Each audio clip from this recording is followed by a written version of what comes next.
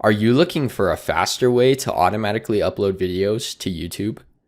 Whether you are a daily vlogger, gamer, entertainer, or any other type of video creator on YouTube, this video will show you how you can use EasyBots to create a bot that will automatically upload videos with customized settings to YouTube from Google Drive or Dropbox.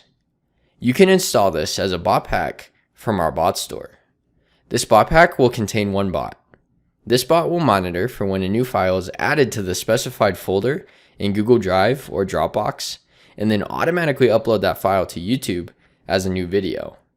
Whether you are watching this video from YouTube or social media, start by clicking one of the links in the description. In EasyBots, click the install button. If you don't already have an account, you will need to set up a free account before finishing the install. Then click next and follow the instructions to connect to your Google Drive or Dropbox account and to your YouTube account. After you finish installing this bot pack, you will be taken to the bots page. Here you will be shown an instructional video that will walk you through how to finish setting up your bot. If you are looking for more ways to integrate your apps together or automate your business, be sure to hit that subscribe button and check out our other videos.